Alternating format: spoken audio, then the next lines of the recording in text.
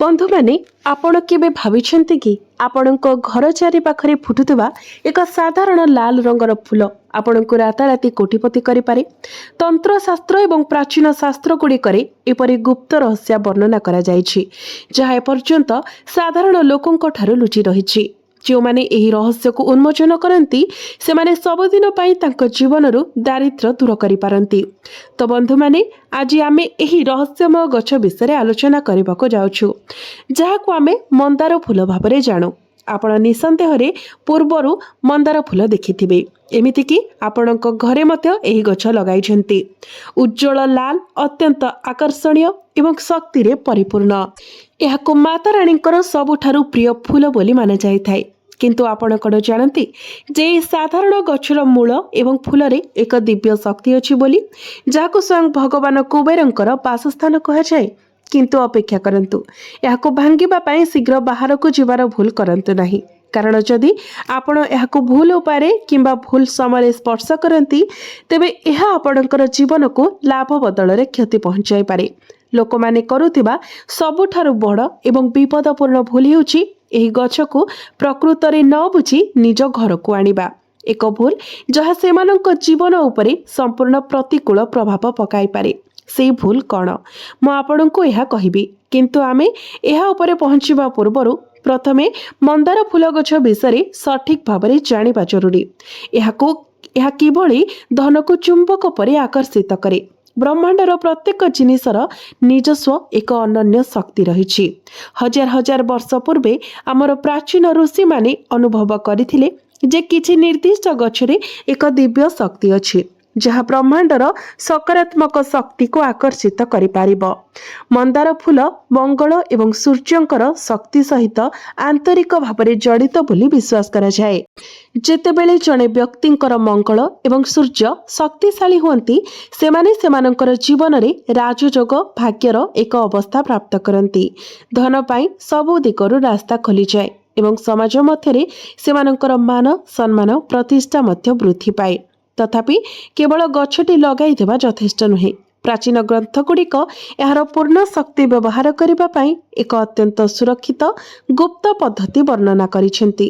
तंत्रर नीति अनुसार जदि आपण कोनोसी स्थान रे मंदार गछ पाउछंती तेबे आपणको केवल एक निर्दिष्ट निर्धारित रीतिनीति अनुसरण करी याको घर को आनिबाको पड़िबो एवं एही संपूर्ण प्रक्रिया संपूर्ण नीरवतारे कराजिबा उचित।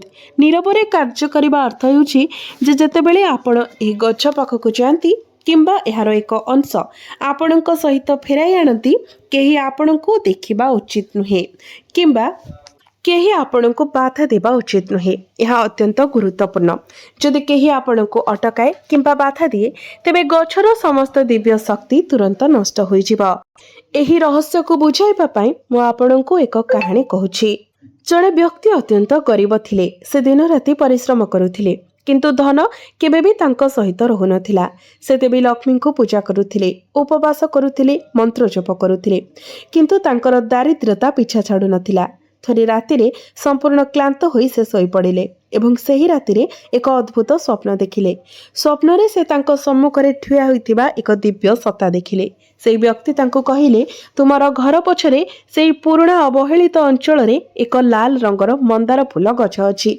मंगलवार रातिरे जेतेबेले चारिआडे नीरवता थिबो सेठाकु जाओ एवं कोनोसी भी व्यक्ति को न कही सेही गछर मूलरे एक छोटिया डाल नै आस।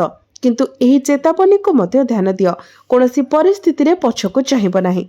लोकटी हठात निदरु उठी पड़िला। प्रथमे से याको केवल एक स्वप्न बोली भाबिथिला, तथापि ता मनरे एक अद्भुत विश्वासर भावना मूल धरिथिला। ता परदिन से संकल्प कले जे से एही दिव्य संकेत को अणदेखा करिवे नाही। मंगलवार राति आसिला। परिवेश रे नीरवता व्यापी गला एवं एक मृदु पवन बहिला। से चुपचाप उठी धीरे धीरे गछटी थिबा स्थान को गले। तांको हृदय छाती भितरे धड़धड़ करुथिला, तथापि से तांको भितरे साहसर एक अद्भुत लहरी उठुथबा अनुभव कले।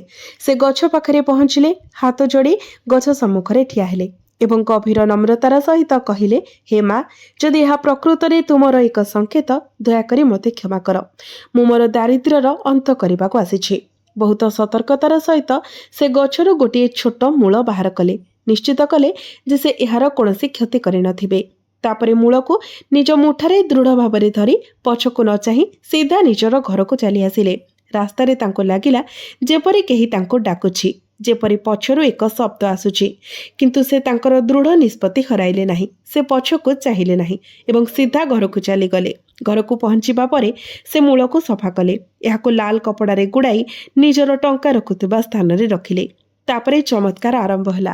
मात्र किछि दिन मध्यरे जेतेबेले पूर्वरु तांकर किछि नथिला, धन धीरे धीरे आसीबा आरंभ कला। अटकी रहितिबा समस्त कार्य समाप्त हेबाकु लागिला।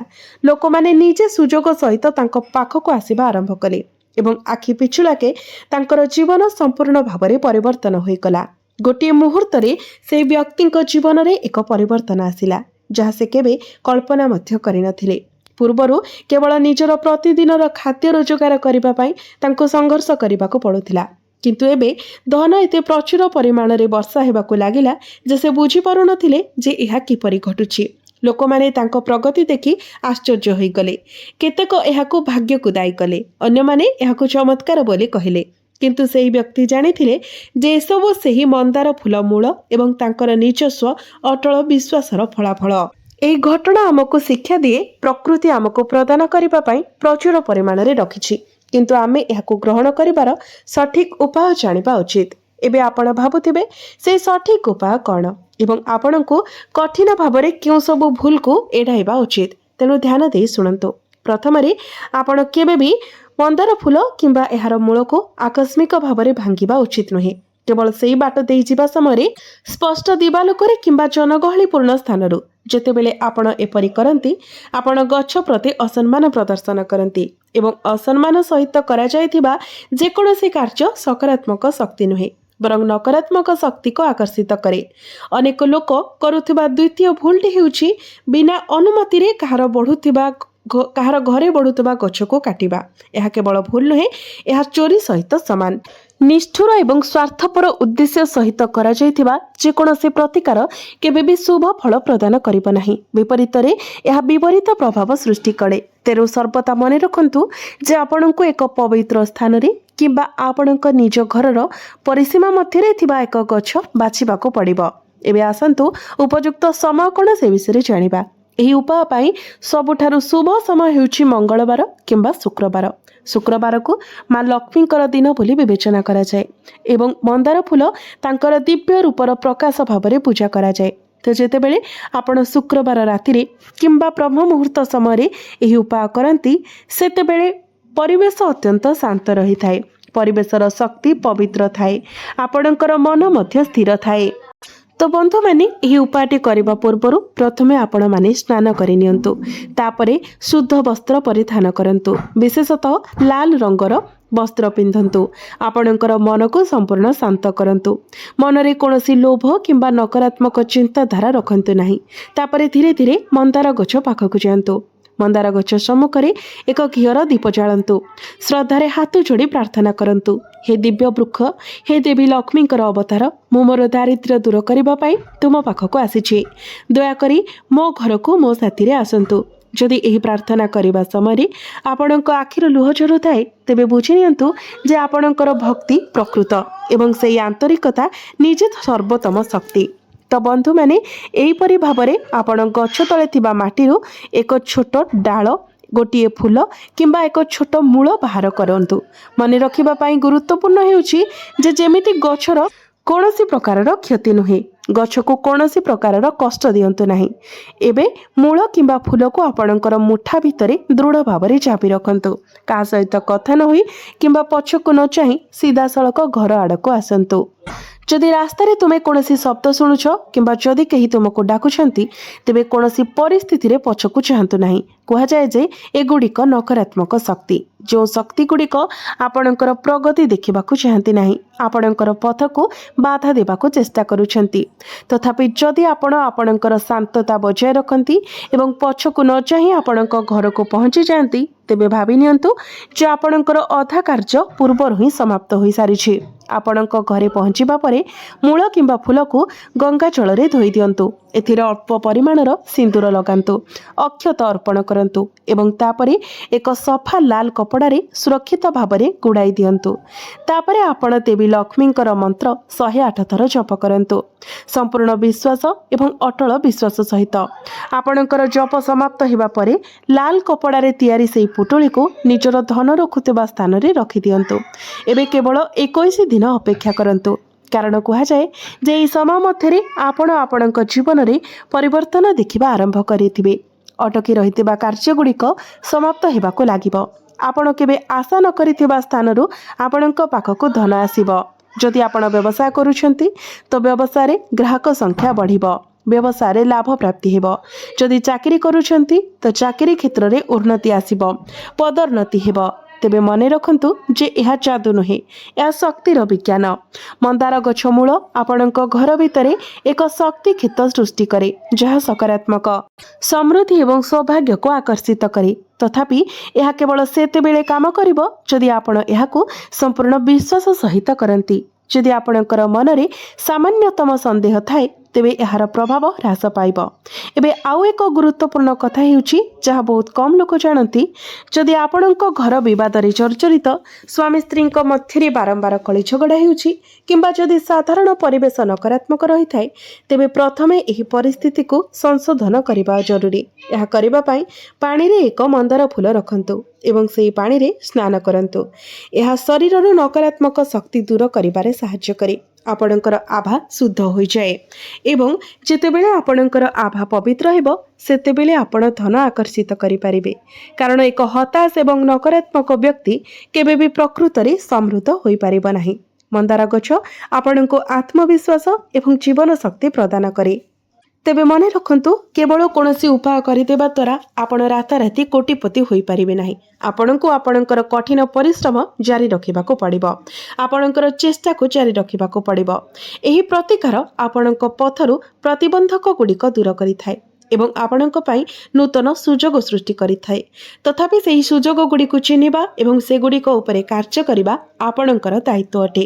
ଯେତେବେଳେ ଆପଣଙ୍କର ପରିଶ୍ରମୀ ପ୍ରୟାସ ମନ୍ଦାର ଗଛର ଦିବ୍ୟ ଶକ୍ତି ସହିତ ମିଶିଯାଏ, ସଫଳତା ସିଧାସଳଖ ଆପଣଙ୍କ ପାଖକୁ ଆସିବ। ତଥାପି କେତେବେଳେ ଏପରି ହୁଏ ଯେ ଯେତେବେଳେ ଆପଣ ଏକ ମନ୍ଦାର ଗଛ ପାଇବାକୁ ଯାଆନ୍ତି ଏବଂ ତାହା ଶୁଖିଯାଇଥାଏ କିମ୍ବା ଆପଣ ଗୋଟିଏ ବି ଗଛ କିମ୍ବା ଫୁଲ ପାଇପାରନ୍ତି ନାହିଁ, ଏହା ସୂଚାଇ ଦିଏ ଯେ ଆପଣଙ୍କର ସମୟ ଏପର୍ଯ୍ୟନ୍ତ ଆସିନାହିଁ କିମ୍ବା ହୁଏତ କିଛି ନକାରାତ୍ମକ ଶକ୍ତି ଆପଣଙ୍କୁ ପଛରେ ପକାଇ ଦେଇଛି। ଏପରି ପରିସ୍ଥିତିରେ ସାହସ ହରାନ୍ତୁ ନାହିଁ। ଭଗବାନ ହନୁମାନଙ୍କୁ ମଙ୍ଗଳ ଗ୍ରହର ଦେବତା ଭାବରେ ବିବେଚନା କରାଯାଉଥିବାରୁ 11 ଦିନ ପର୍ଯ୍ୟନ୍ତ ନିରନ୍ତର ହନୁମାନ ଚାଳିଶା ପାଠ କରନ୍ତୁ ଏବଂ ଏହି ପ୍ରତିକାର ଦ୍ୱାରା ସେହି ପ୍ରୟାସ ସହିତ ଜଡ଼ିତ ପ୍ରତ୍ୟେକ ପ୍ରତିବନ୍ଧକ ଦୂର ହୋଇଯିବ। ପରବର୍ତ୍ତୀ ସମୟରେ ଯେତେବେଳେ ଆପଣ ଆଉ ଏକ ଚେଷ୍ଟା କରିବେ, ଆପଣଙ୍କୁ ସଫଳତା ନିଶ୍ଚିତ ଭାବରେ ମିଳିବ। ବନ୍ଧୁମାନେ, ଏବେ ଆସନ୍ତୁ ଆଉ ଗୋଟିଏ ଅଧିକ ଗୁରୁତ୍ୱପୂର୍ଣ୍ଣ କଥା ଜାଣିବା। ଆମର ପ୍ରାଚୀନ ତନ୍ତ୍ରଶାସ୍ତ୍ରରେ ଦିଗଗୁଡ଼ିକ ମଧ୍ୟ ବହୁତ ଗୁରୁତ୍ୱ ଦିଆଯାଇଛି। ଆପଣ ମନ୍ଦାର ଗଛ କେଉଁ ଦିଗରେ ଅବସ୍ଥିତ ଏବଂ ଆପଣ ଯେଉଁ ଦିଗରୁ ଏହାର ଫୁଲ ତୋଳିଥାନ୍ତି ତାହା ମଧ୍ୟ ଆପଣଙ୍କର ଫଳାଫଳକୁ ପ୍ରଭାବିତ କରେ। ବାସ୍ତୁଶାସ୍ତ୍ର ଅନୁସାରେ ଯଦି ଏକ ମନ୍ଦାର ଗଛ ଘରର ପୂର୍ବ କିମ୍ବା ଉତ୍ତର ଦିଗରେ ଲଗାଯାଏ, ତେବେ ଏହାକୁ ଅତ୍ୟନ୍ତ ଶୁଭ ବୋଲି ବିବେଚନା କରାଯାଏ। ଯେତେବେଳେ ପୂର୍ବ ଦିଗରୁ ସୂର୍ଯ୍ୟଙ୍କର କିରଣ ଏହି ଲାଲ ଫୁଲ ଉପରେ ପଡ଼ିଥାଏ, ସେତେବେଳେ ଶକ୍ତି ବହୁ ଗୁଣିତ ହୋଇଯାଏ ଏବଂ ସକାରାତ୍ମକ କମ୍ପନ ସମଗ୍ର ଘରେ ବ୍ୟାପିବାକୁ ଆରମ୍ଭ କରେ।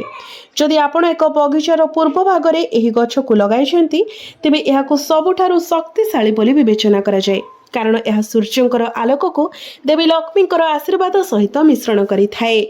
ବନ୍ଧୁମାନେ, ରଙ୍ଗ କଥା ଯଦି କହିବା ତ ଲାଲ ରଙ୍ଗର ମନ୍ଦାର ଫୁଲକୁ ସାଧାରଣତଃ ସବୁଠାରୁ ଶକ୍ତିଶାଳୀ ବୋଲି ବିବେଚନା କରାଯାଏ। ଏହା ଦେବୀ ଲକ୍ଷ୍ମୀ ଏବଂ ଶକ୍ତିର ପ୍ରତୀକ ଭାବରେ କାର୍ଯ୍ୟ କରେ। ଏହା ଧନ, ଜୀବନ ଶକ୍ତି ଏବଂ ସଫଳତାକୁ ଆକର୍ଷିତ କରେ। କିନ୍ତୁ ଆପଣ କେବେ ଧଳା ରଙ୍ଗର ମନ୍ଦାର ଫୁଲ ଦେଖିଛନ୍ତି କି? ଏହା ଅତ୍ୟନ୍ତ ବିରଳ ଏବଂ ଦେବୀ ସରସ୍ୱତୀଙ୍କର ପ୍ରକାଶ ଭାବରେ ପୂଜ୍ୟ। ଯଦି କୌଣସି ପରିବାରର ପିଲାମାନେ ଶିକ୍ଷାଗତ ଭାବରେ ସଂଘର୍ଷ କରୁଛନ୍ତି କିମ୍ବା ସେମାନେ ନିଜ ପାଠପଢ଼ାରେ ଧ୍ୟାନ ଦେଇପାରୁନାହାନ୍ତି, ତେବେ ସେମାନଙ୍କର କୋଠରୀରେ ଏକ ଧଳା ରଙ୍ଗର ମନ୍ଦାର ଫୁଲର ଗଛ ରଖିବା ଉଚିତ କିମ୍ବା କେବଳ ଫୁଲକୁ ପାଖରେ ରଖିବା ଉଚିତ। ସେମାନଙ୍କର ବୁଦ୍ଧି ଏବଂ ଏକାଗ୍ରତା ବୃଦ୍ଧି ପାଇବ। ସେହିପରି ହଳଦିଆ ରଙ୍ଗର ମନ୍ଦାର ଫୁଲ ବିଷ୍ଣୁଙ୍କ ସହିତ ଜଡ଼ିତ ବୋଲି ବିଶ୍ୱାସ କରାଯାଏ, ଯାହା ଜଣଙ୍କର ଜୀବନରେ ସନ୍ତୁଳନ ଏବଂ ସ୍ଥିରତା ଆଣେ। तथापि जेतेबेले धन एवं सुख समृद्धिर कथा आसे तो लाल रंगर मंदार फूल अप्रतिद्वंदी रही थाए। लाल रंग केवल एक रंग नुहे, यह शक्तिर मध्य प्रतीक, यह जीवनर मूल। यह सीधा सड़क आपणकर मूलाधार चक्र को सक्रिय करे, जहाँ आपणकर मेरुदंडर मूल अवस्थित एवं आपणकर अस्तित्वर मौलिक भित्तिभूमि भाव कार्य करे। यही चक्र ही आपणक भितरे सुरक्षा, स्थिरता एवं धन आकर्षित करिवार क्षमता को विकसित करे। तेबे बंधु माने आजिर भिडियो रे मु आपणको जो उपाय विषय कहली, आपण निश्चित भाव में यह आपणकर जीवन में पालन करंतु एवं आपण निज ही आपणकर जीवन में एक चमत्कार परिवर्तन देखा पाइबे। तेबे बंधु माने मोर एही भिडियोटी जदि आपण मानकु भल लागि थाए तो भिडियोटी को लाइक करी चैनल टी को सब्सक्राइब कर देबे एवं कमेंट बॉक्स रे भक्ति एवं श्रद्धार सहित जय मां लक्ष्मी निश्चय लिखिबे।